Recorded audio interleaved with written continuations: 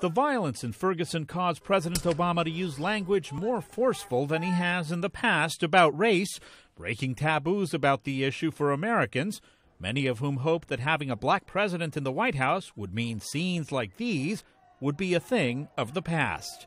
Violence erupted in Ferguson the night the nation learned that white police officer Darren Wilson would not be indicted for fatally shooting Michael Brown, an unarmed black teenager. In appealing for calm, President Obama said the situation in Ferguson speaks to broader challenges still facing the nation. We need to recognize that this is not just an issue for Ferguson. This is an issue for America. We have made enormous progress in race relations over the course of the past several decades. I have witnessed that in my own life, and to deny that progress, I think, is to deny America's capacity for change. But what is also true is that there are still problems, and communities of color aren't just making these problems up. Analysts say it is not the pain and anger alone of the demonstrators that prompted Mr. Obama to speak more openly about race relations. With only 2 years left in his term, they say Mr. Obama has less to lose by taking the conversation on race relations a step further.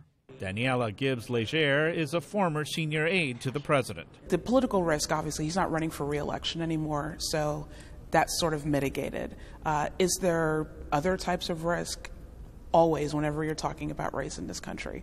But I also think that it goes beyond the political risk, and it's something that's very personal to him. Mr. Obama has spoken passionately on race issues before. In 2012, when black teenager Trayvon Martin was shot and killed in Florida in another racially charged case, the president said Martin could have been his son.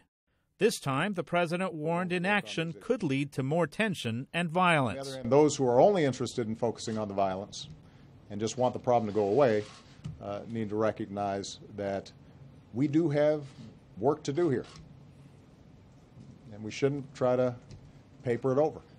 Michael Fauntleroy is a politics professor at Howard University in Washington.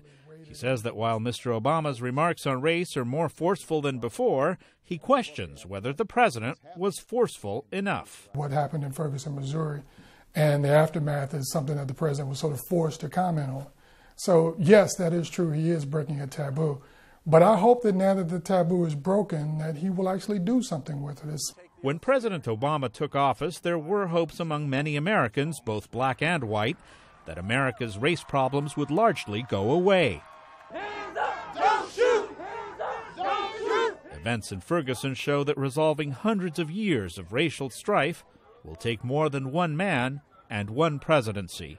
Luis Ramirez, VOA News, at the White House.